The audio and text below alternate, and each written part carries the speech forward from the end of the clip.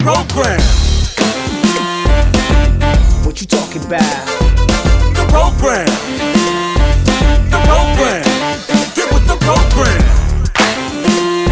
Everybody clap to this. Say what? Get with the program. It starts now.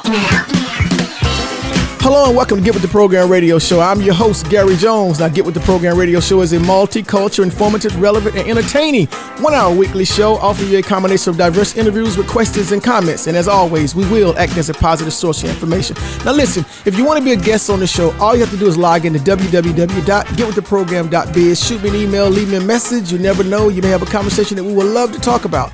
Or give me a call at 919-665-1118. That's 919-665-1118. Or you can give me a call on the cell, 919-255-2757. Now listen, today we're going to be joined in a conversation with Mr. Stanley Best. Now Mr. Best is a diversely educated and well-rounded historian who specializes in African American ancestral research of the Carolinas and Virginia. A Sampson County native and a graduate of Shaw University, Stanley Best brings a comprehensive skill set of a keen, astute historian to bear his genealogical research. This component enhances his ability to locate and trace families back to their place of origin, driven by the promise of uncovering their hidden stories. It is a collection of these stories that make up the unique experience of each family. Okay, Mr. Best, now I know that knowing who we are is a very important part of knowing where we're going. I mean, people look back a lot of times and don't want to reflect back on the past or any of the historical events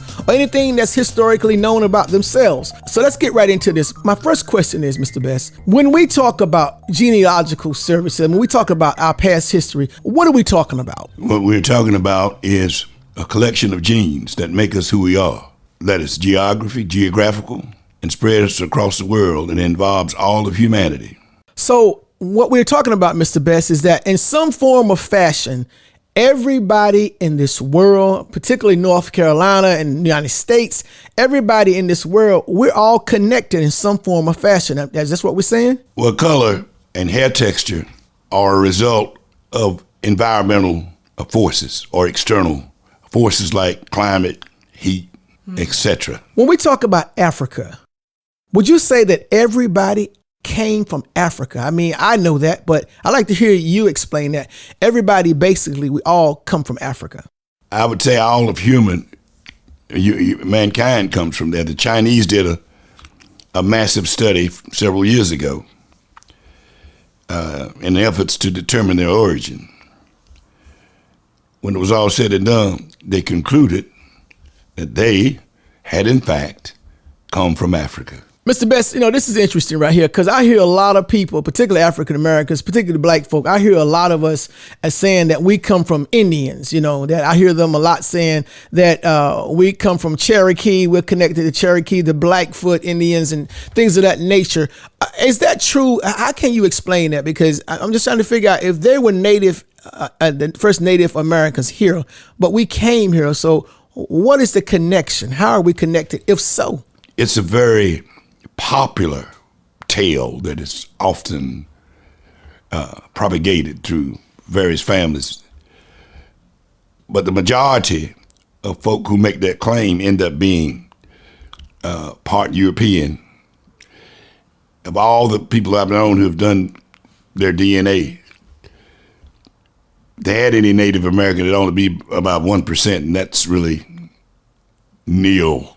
When it comes to the grandparents, I know of a grandparent and a great-grandparent and a great-great-grandparent. How many grandparents do we have? Now, this is what we call ancestral mathematics. It takes two people to make every one person. It takes a mother and father to make you, but it takes four to make those two. It takes 8 to make that 4.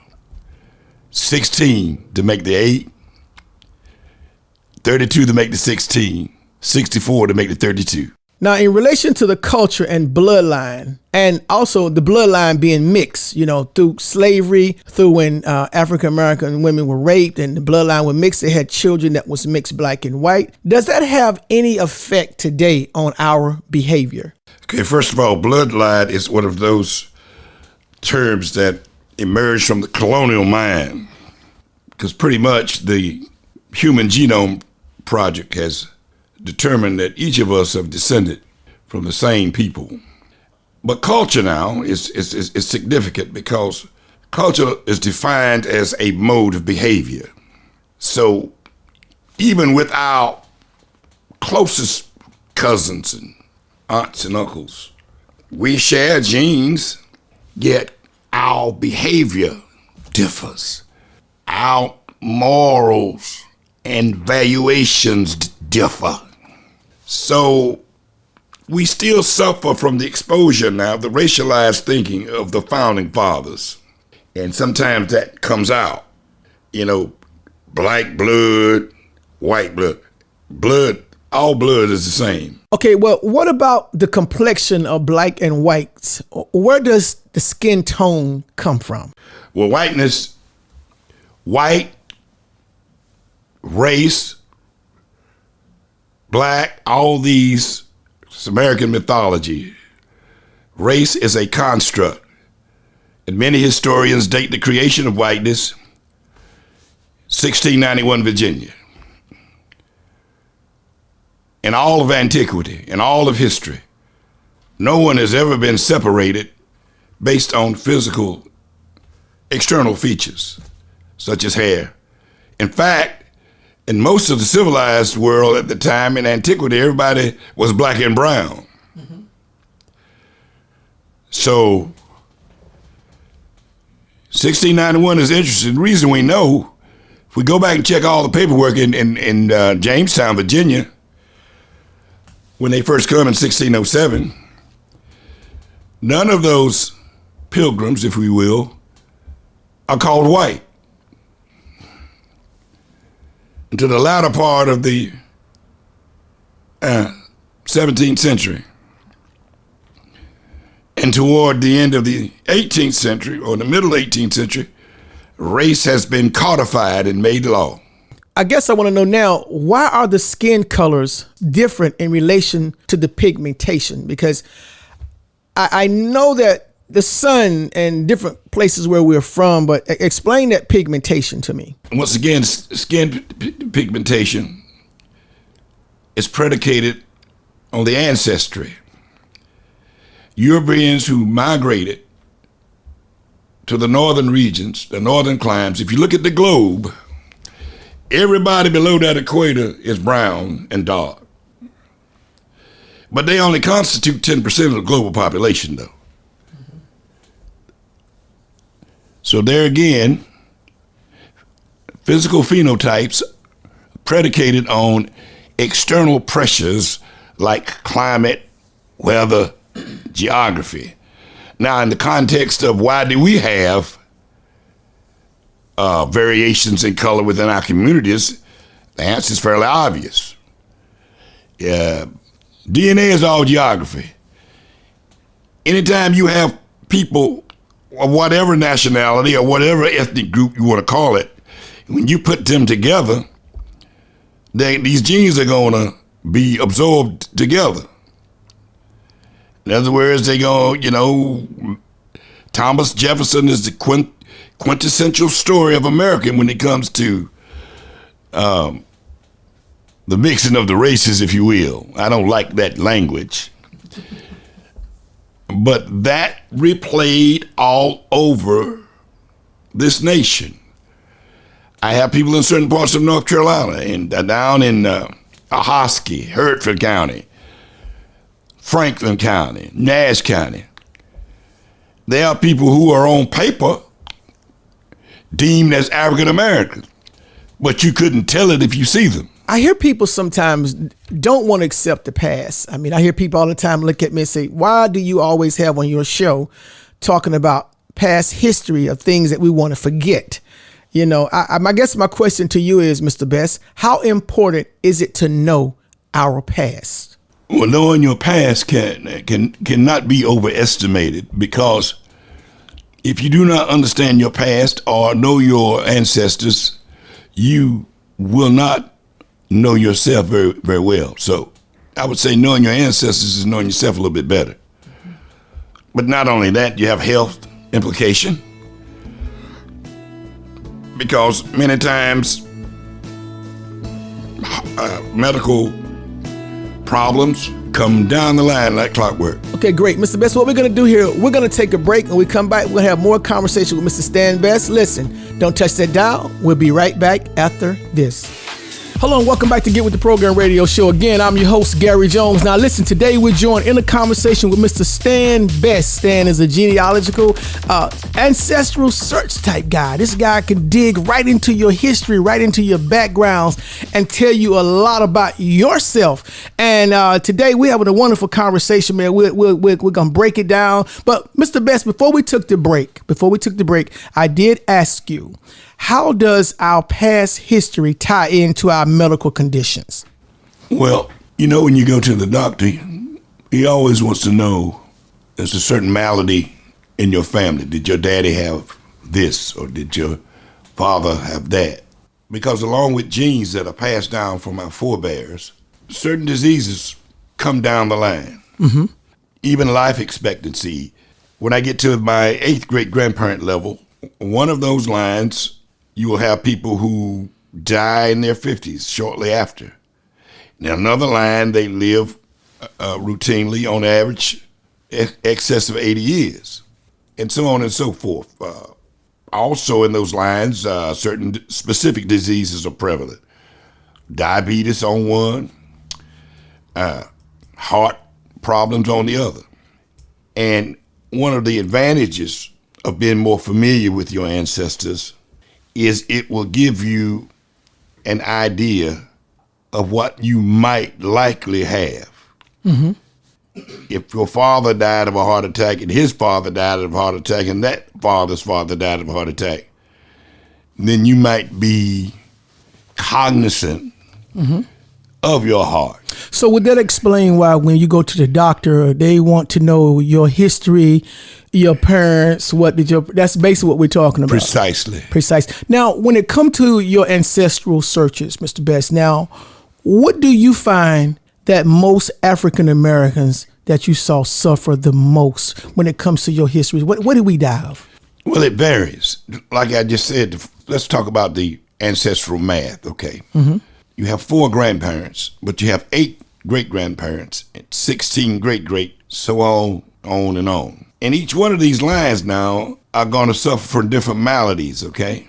And it's like clockwork. But now, if I would say there was one thing that is more prevalent, it would be probably diabetes and heart problems from stress. But even that becomes difficult because the way of life was so difficult. I mean, not even 100 years ago, running water, we didn't have running water. I mean, we didn't have electricity. I've known folk growing up who cooked on wood stoves, outdoor toilets, insufficient housing, and virtually no medical treatment or checkups at all. Mm-hmm. So all these things have an impact. Mm-hmm. And so, but there are certain things that seem to persist. And they vary from family group to family group.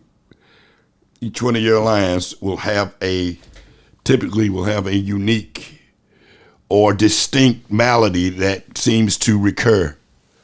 Mm-hmm. Now, I want to ask you, you and I, we spoke earlier about when we talk about people being from certain places. What state or what part of America would you say that a lot of Africans came into? Because, when you go up north, we talked about this, a lot of people from up north, they don't know that there are people, a lot of them are from North Carolina, South Carolina, and all these places. Where did the boats mostly come in at? Well, primarily, to make it real simple, all African Americans in the United States, if they didn't come in very recently, all will trace back to Virginia and the Carolinas, without question.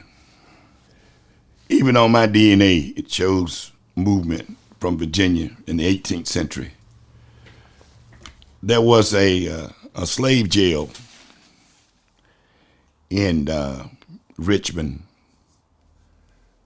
that catered to people in New Orleans, because New Orleans just recently come into the Union. They were purchased during that Louisiana Purchase, and there was a labor shortage. And many North Carolinians were sold to the lower South, specifically Mississippi and Louisiana. And I've been able to track one family. They were a family of Creoles whose job, they were slave brokers. And they would come to the Carolinas, and they would buy slaves, Carolinas, in Richmond primarily, because this one particular group bought ancestors of someone I knew whose farm was in North Carolina, but they were sold in Richmond. It was called the Richmond Jail. And many of these brokers did this their entire life. And the way I was able to key in on it, because their last name was distinctly Carolina. I knew a lot of people with that surname. And so surnames are big too. But typically, to answer your question, everybody tracks back the Carolinas and Virginia in more recent history. Now, you and I, we spoke earlier some time back about names, because you just mentioned the word names. Where do our names come from? You know, when you talk about ancestral and genealogy things, the names, because you had shown me where you might see a person's name. Like I had an aunt named Priscilla, and her nickname was Puss. I mean, you told me how the names could be mixed up when they're written. How did it all go down? Primarily, it deals with the surnames. And origin-wise, depending on what part of the country you are, I grew up in the Cape Fear Basin of North Carolina, which were heavily settled by the Scots. So when you go down in the counties of Harnett, Robeson, Cumberland, Bladen, and Scotland, you have those Scottish names: MacLean, McDougall, McLaughlin, Brown, Robinson. Now, with some of the names are different. Spelled like McNeil has variations in spelling. Neal versus Neil. But typically, names sort of give you a hint to what part of the state people are from. Mm-hmm. Now, when we talk about slaves, we talked a lot about slaves, and I'm going to ask you this question, then we're going to go to a break. But when we come back, I want to ask you, in reference to black slave owners, were there a lot of them based on your history? Listen, what we're going to do, we come back, we're going to ask Mr. Best that question about black slave owners and find out what that was about. And we're going to touch on the 40 acres and a mule, because that's a big story that we're going to touch about. Did we ever get our 40 acres and a mule? Listen, I'm Gary Jones. You're listening to Get With The Program radio show. Right now, what we're going to do, we're going to reach out to Steve Rao and Dr. Kimberly McTurian. Listen, don't touch that dial. We'll be right back after this. Hello, now I want to reach out to my good friend Steve Rao. Steve Rao, what's going on in your world? Well, Gary, it's great to be here. And, a lot of people lately have been questioning how strong American democracy is. Is it fragile after the division that we've had over the last few years? But I think, Gary, that American democracy has never been stronger. What we've proven is that as the institutions of democracy are strong, they will withstand any riots, any turbulence that's caused by protesters. The American people spoke. Joe Biden was elected. The Electoral College results were certified, and elections are won, not for the people who want the outcome, but they're won for the candidates who win the Electoral College and win the White House. That was a victory for American democracy, and I think it sends a strong message to the world that we are a republic, and we are stronger than ever. All right, once again, thank you so much, Steve Rao, for that commentary. Listen, don't touch the dial. We're going to be right back after this. Hello, once again, thanks for listening to Get With The Program radio show. I'm your host, Gary Jones. Now listen, don't touch that dial. We're going to reach out now to Dr. Kimberly McTurian. Dr. Kim, what's going on in your world? What's going on in my world is the federal justice system, which now have passed a law amongst Governor Roy Cooper, the death by distribution law, which holds every drug dealer accountable for a life sentence should their client or anybody who they've sold drugs to die as a result of their drugs. So that is our newest fight in the justice system. Wow, death by distribution. Wow, thanks for that information, Dr. Kimberly. Hey, listen, don't touch that dial. We're going to be right back after this. Hello and welcome back to Get With The Program Radio Show. Again, I'm your host, Gary Jones. Now, Get With The Program Radio Show is a multicultural, informative, relevant, and entertaining 1 hour weekly show offering you a combination of diverse interviews with questions and comments. And as always, we will act as a positive source of information. Now, listen, today, as I mentioned, we joined in a conversation with Mr. Stan Best, who does his thing, man, searching back to your history, your roots, telling you what it is, how he's connected dots. And today, our conversation is the importance of genealogy. Now, before we took the break, I wanted to bring back and talk to you about the 40 acres and a mule. Now, I never understood about what this was all about. So can you tell me about this 40 acres and a mule? Are we going to get it? Did we get it? Or what is that all about? Because that's part of the reparations. Well, in fact, you did get it. Well, it was 40 acres. General William Tecumseh Sherman, on his historic march to the sea, he distributed 400 acres of land in 40-acre tracts to liberated slaves, primarily in South Carolina and Georgia Sea Islands and parts of Florida. And this action was in accordance with the Confiscation Act of 1862, which permitted the seizure of property owned by supporters of the Confederacy. When President Lincoln was assassinated and Raleigh-born Andrew Johnson ascended to the presidency, he countermanded the order that gave the slaves the 40 acres of land in the areas I previously stated, and they were subsequently evicted. So in many ways, you did get the 40 acres, but it was taken back. So basically, we didn't get it. It was ordered for us to get, but we never got it. You got it for a while, but the president evicted you from the 40 acres. So nobody got any 40 acres or mule, period, basically. Well, they got it, the land, but they were evicted. And took the land back. Wow. With that being said, and we're going to shift gears just for a second here. Mr. Best, based on history and based on your searches and what we've gone through, what is your take and your views on reparations? Well, there were a group of radical Republicans who went toe-to-toe with President Johnson because they knew he was a racist and they didn't care anything about the free men. But these men were principled men, and they understood that people who had been held in slavery for 13 generations would have to have some form of reparation. You can't just start with nothing. They understood that, and they were in favor of it. But the forces of white resistance that would be a commonplace throughout our history pushed back against it. Mm-hmm. And so 13 years of let's put this into perspective, okay? 13 generations where you could not be a mother or father to your child. You could not be a wife.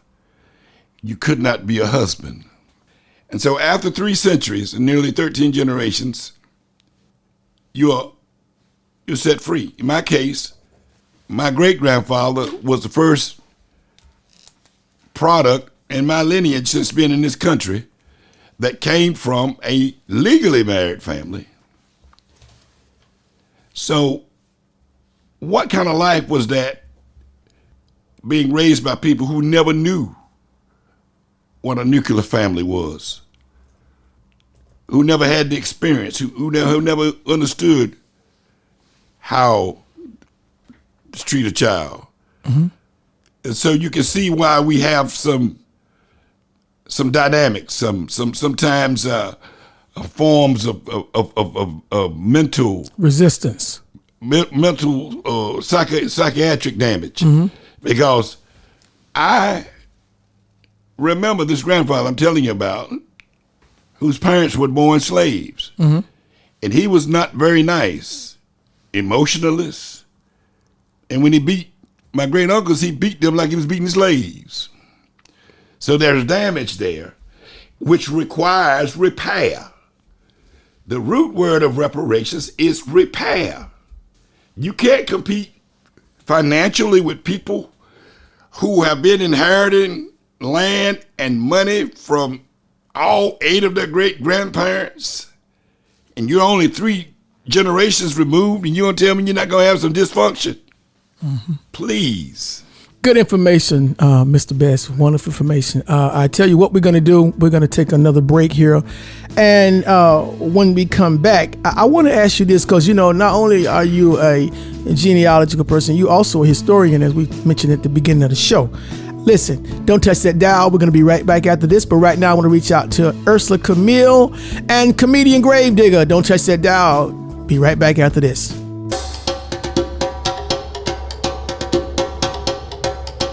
Good day, Gary. Here's a highlight in Black history.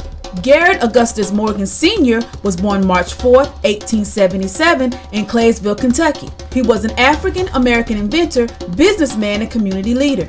In 1895, he began repairing sewing machines for a clothing manufacturer. His first invention made during this time was a belt fastener for sewing machines, and he invented a zigzag attachment as well. In 1910, he made a black hair oil dye and invented a curved tooth comb for hair straightening. In 1912, he filed for a patent on the safety hood smoke protection device that he invented after seeing firefighters struggling from the smoke they encountered in the line of duty. This invention is now known as the gas mask. In 1913, he incorporated hair products into his growing list of patents and launched the G.A. Morgan Hair Refining Company. On November 20th, 1923, he was awarded a patent for a 3-position traffic signal. He later sold the rights to his traffic signal to General Electric for $40,000. His original traffic signal prototype is on display at the Smithsonian's American History Museum. Garrett Augustus Morgan Sr. died July 27, 1963. Here are 2 of his quotes. "If you can be the best, then why not try to be the best? If you want to do something, then be the best." This concludes today's highlight in Black history. Now I want to reach out to my good friend, comedian Gravedigger. Gravedigger, man, what are you dealing with right now? What you dealing with? You always dealing with something. What's the deal, Grave? What's the deal? These folks is going crazy with these masks. I'm telling you, the first time it was 1 mask. Then you could take a pair of drawers. You've seen it on TV and fold it up and put it over your head and have you another mask. Now they want you to wear 2 masks. Now, in the next month or so, they're just going to come out with a plastic bag and just put it over your head and just poke 1 hole in it. Gary, they're getting ridiculous with these masks. You know what I'm saying? Now you got to wear a mask. You don't even know. Man, I'm telling you, it's just stupid. But, you know me. You know Graves. I don't wear no mask. I seen a dude on a boat at the lake in the middle of the water by himself on his own boat with a mask on. They going crazy with the mask, Gary. But look at this, Graves. I got to get out of here. I'll holler at y'all, peace. Hey, listen, I'm Gary Jones, host and producer of Get With The Program Radio Talk Show. You're listening to the talk show at its best. Don't touch that dial. We keep our ear to the community, so don't touch that dial. We got more coming right here on Get With The Program Radio Talk Show.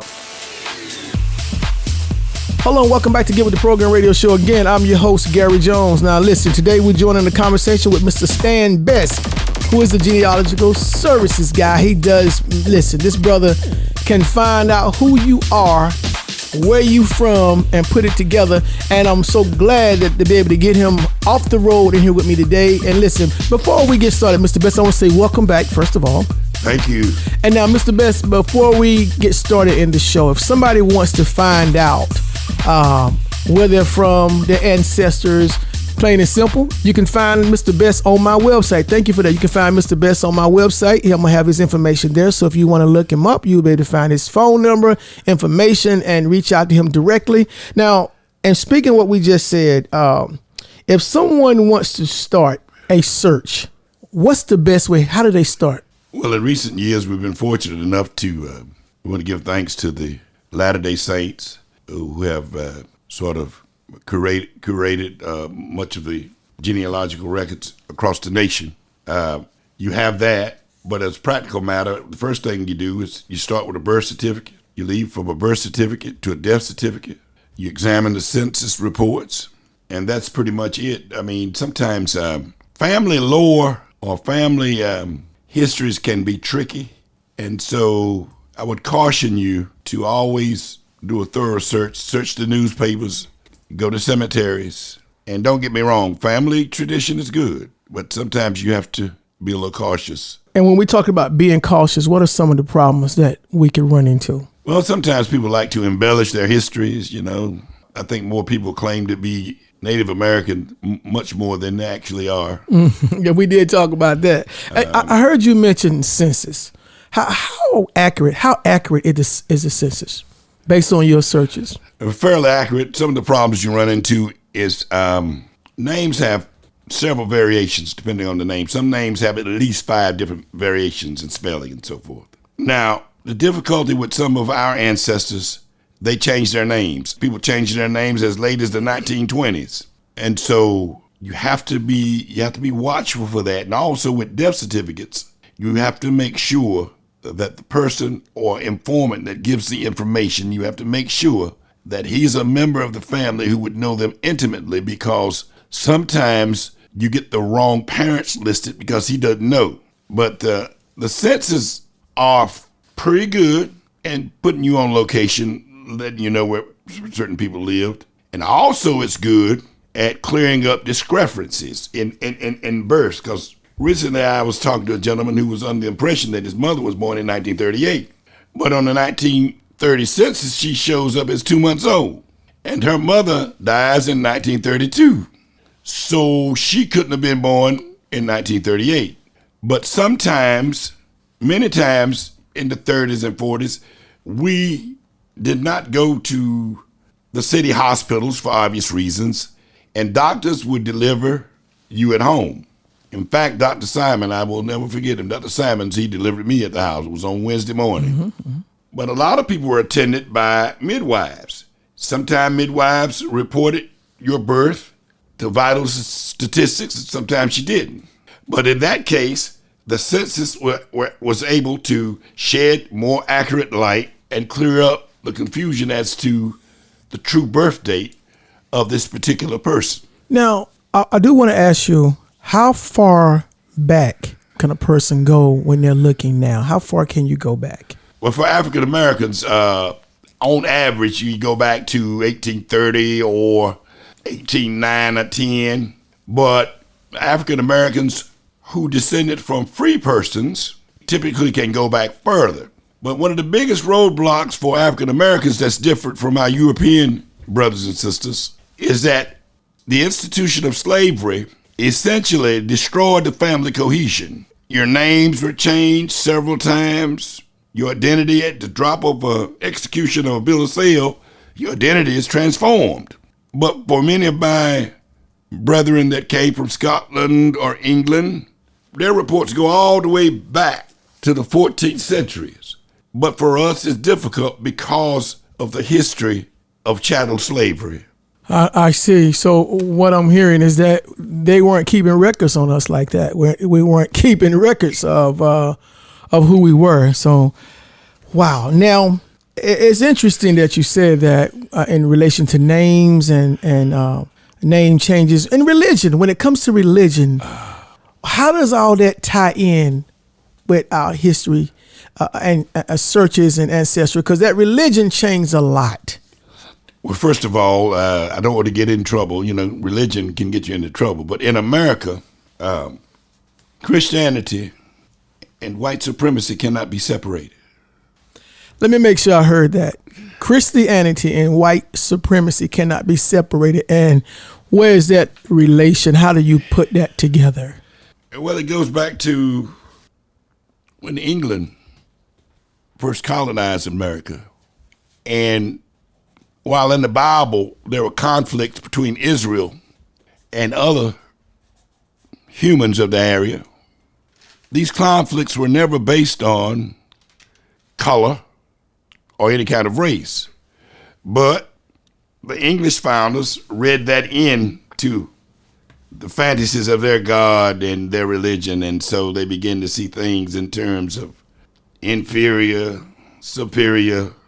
But in America, it was predicated on white male privilege, and the image, the biblical iconography, all points to that dilemma.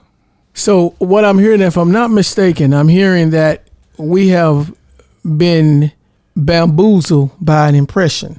Our ancestors were taught a very subservient form of Christianity designed more to preserve the privileges of so-called people who saw themselves as, classified themselves as white. It wasn't anything too complex. Very simple, don't steal. And in many ways, they sort of merged the identities of the slave master and Jesus and God. Master God, Master Old Captain, okay? And so that's why I said you cannot separate. I see. I connect the dots to that. Now, real briefly here, we did talk about people being from the North or from different areas of the world, areas of the states. We mentioned there was a few celebrities that you mentioned that was from the Carolinas or connected the dots to the Carolinas. First of all, you have to understand that the South now is the cultural mother, and where the majority of black folks still are found in the South. And for those friends of ours who take great pleasure in being from up top, as some say, 95%, if not greater, have genetic ties to the South. Many of our stars, they have families. One of our great stars, an activist during the 30s, Paul Robeson, had a Carolina connection. Diane Carroll, Carolina connection. Tupac, Carolina connection. Eddie Murphy. Wow. Howard Cosell. That's amazing. So a lot of people, what I'm hearing is that, wow, that a lot of connection to the South. People, you hear that? So when you talking about you from up north and you don't belong in the South, or the South is country, well, 9 times out of 10, you have family here too. So you're talking about yourself. Wow. Yeah. Mr. Best, thank you so much. It's been a pleasure to have you here today. And again, if you want to get in contact with Mr. Best, you can go to my website, www.getwiththeprogram.biz. His information will be there, and you can get in contact with him. He would find who you are, connect the dots for you, because it's always important. Mr. Best, any last minute words before we go? I want to thank you, brother. We go back a long way. And I want you to thank you for giving us the opportunity to come in and share what we do. And it's more of a calling for me than anything else. It's very important that we understand from whence we come and who we are. Thank you, sir. You're absolutely welcome. Once again, thank you so much for listening to Get With The Program radio show. As I always say, I'm your host, Garrett Jones, and I always say, stay positive, keep your head up, and remember to Get with the program. What you talking about?